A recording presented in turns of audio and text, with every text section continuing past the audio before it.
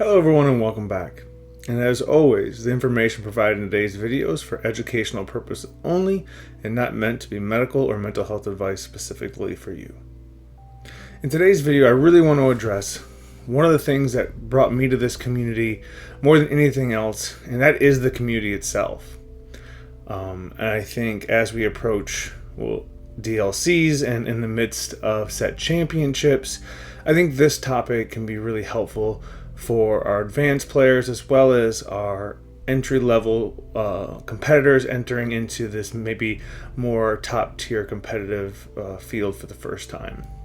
And that is really, how can we really create a great competitive community?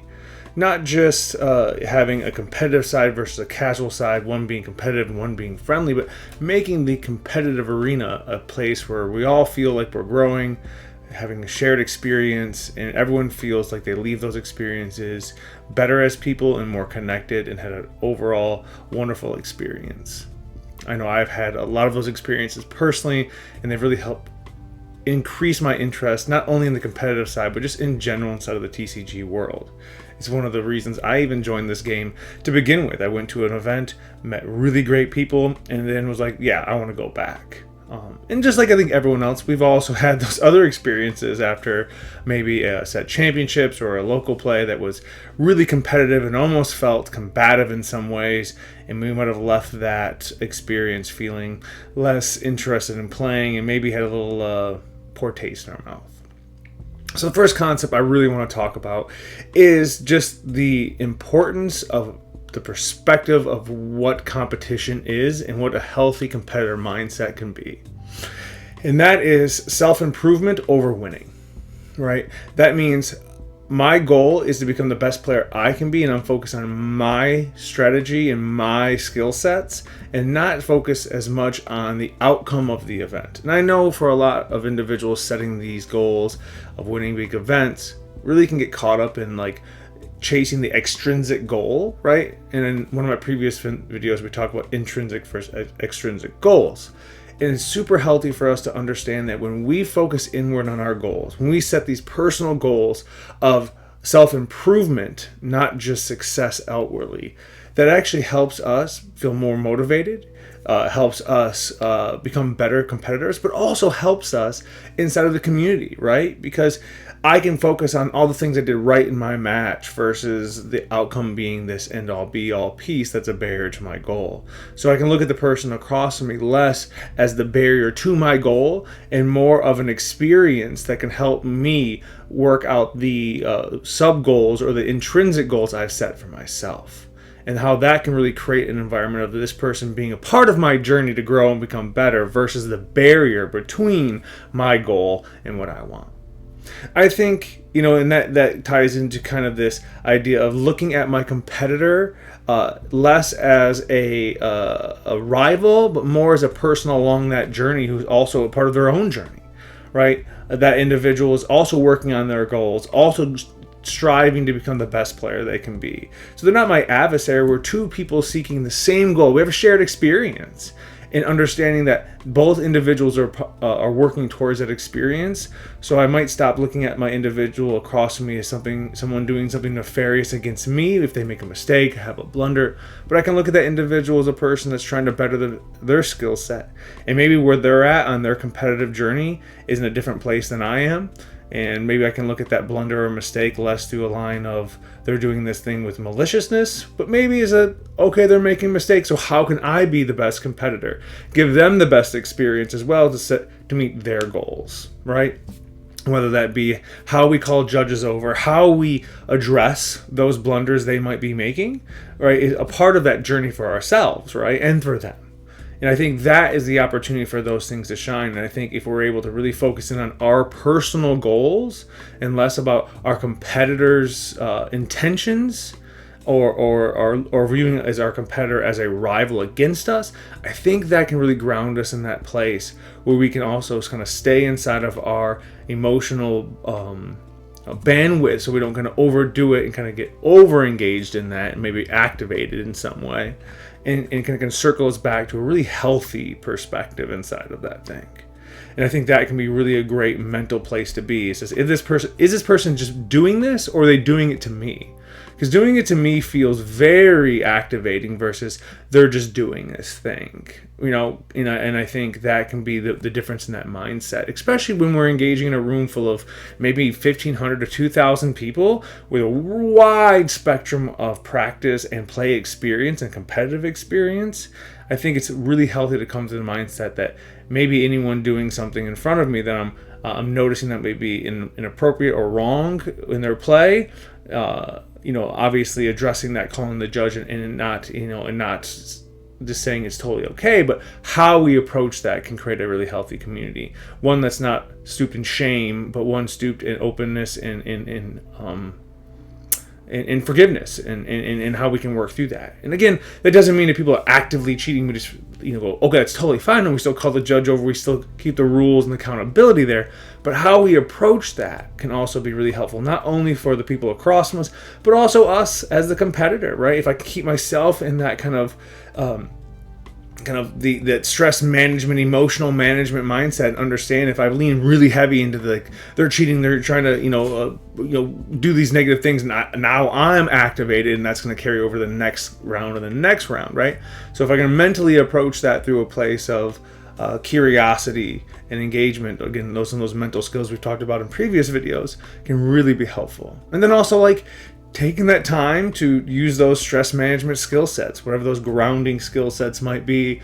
We understand that those nerves are high, and when they're high, we sometimes engage with others maybe a little more verbally short. Maybe we're a little bit more aggressive than we intend to be. And again, all of that can lead us to creating an environment where it feels very hostile for ourselves and our competitors. Because then there's this feedback loop where I'm anxious, I'm on edge, and then I'm engaging with you, and then you're reading off my body, and then you become a little more on edge, and I'm reading off your body language, and now we're just feedback looping off each other, right? And that can create a really challenging play experience for everyone involved. I mean, I don't know if you all have experienced, but I know I've gotten anxious, and I notice my opponent getting anxious, and then I get more anxious, and I have to take a few seconds, take a step back, take some of those diaphragmatic breaths, calm myself down, and realize, okay, where am I at right now? Am I more focused on how they're engaging with me versus the goals I'm trying to set for myself?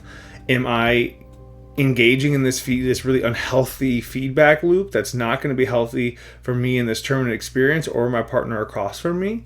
And how can I be the best representation of the community for myself, right? And really ground myself at those pieces. Because again, if we can really make the focus back onto ourselves, almost like some people call it almost a selfish perspective, because I'm only looking at myself, my goals, really, really looking at kind of the effort and the strategies I can improve on, and my micro goals, right? And that really helps us ground in that place. So I think really using those mental and grounding skills that we talked about, that cognitive reframing and the grounding skills, to really help keep ourselves in kind of our emotional space, can really be healthy for any community building.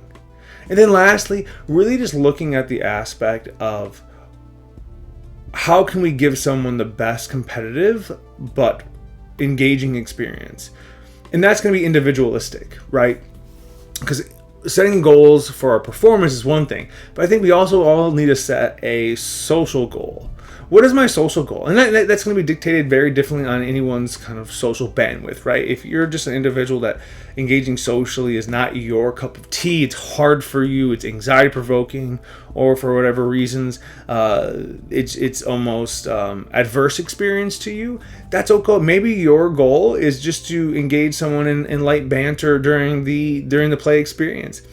Maybe if you're more social or more on the end of the kind of the social butterfly side, is really making a connection to a person from across from you. I know I was just watching a video from the Forbidden Mountain, and he was talking about the great experience he had just talking and engaging with individuals at the DLC overseas. And he was talking about that made that experience from him one of the best experiences he's had, because it wasn't just about the competitive play, but it was like he had great conversations, he engaged with people, it felt friendly, it felt free, it felt less of this hyper focus on winning and more about the experience. I mean, there was this winning experience. Obviously, DLC, we all want to perform at our best, but it had that feeling of like everyone was there not only to win, but also to engage socially. So set your social goal.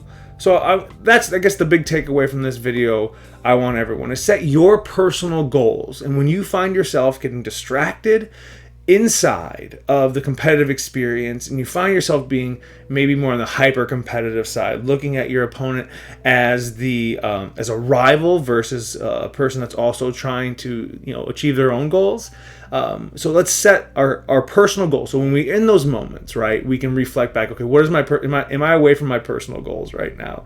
Am I away from what I want to focus on? Maybe it's making sure I don't do this misplay or do these inappropriate inks. A good example is during my set championship, I was just inking to ink sometimes, and later in like a turn later, I was like, man, I wish I had that card I inked, but like I didn't need to ink that turn. I could have inked the next turn. And I think being really specific on my ink choices, like that's going to be my main goal, is making sure that I'm mulliganing appropriately and making great ink choices, and value trades. Those are my micro goals. So if I get pulled off of those micro goals, know what I'm going to do? I'm going to catch myself in those moments and really focus on, okay, why am I focusing more on their play than my play? Refocusing on my play so I'm making the best decisions for myself, right? Those are my competitive goals. My social goals is going to make sure that I introduce myself to every person across from me, that I am engaging with them, talkative as much or as little as they feel comfortable engaging in those kind of conversations, and making sure my opponent has the best experience. That doesn't mean if someone's doing something inappropriate that I don't call a judge over, but how I call that judge over in a collaborative way of, hey, let's get some answers to this versus you are doing this wrong and I'm going to get you in trouble, right? Just even, those two examples of the same thing of like calling a judge over has two different experiences and two different community-based experience. So if we can all set that one social goal to whatever that goal might be for you. And for me, it's to always be the most kind of engaging and understanding as I possibly can be inside of the realm of the rules of the game. And that's my social goal. So I'm going to encourage every one of you to create your personal social goal as well as competitive goals. And when you feel like you get pulled off of that for whatever reason, it's a long day, a lot of play, reground yourself there. Write those goals down and revisit them before every match. Why? Because it's going to be important as the day goes on, and trust me, it's a long day, to be grounded in those goals. To look at those goals and say, all right, hey, am I really focusing on my ink choices right now? And am I being that person I wanted to be socially inside of this event? Because I want everyone to leave that room going, you know what? I might have not have done as well, or man, I crushed it. But also, like, I had a great event, especially if I met that, that Josh or AK Dr. Lore guy. He was great. He was a cool guy. And that's what I want my experience of my competitor to be. So again, I encourage you to set those two goals. Take time to take care of yourself. Obviously, watch my previous videos on kind of pre-competition, kind of emotion and stress management can really be helpful. And take care of yourself. It's going to be a long weekend at the DLC if you're going. And these also can be very long set championship days if those competitive arenas are new to you. So take care of yourself inside of them. And I will see you all in the next one.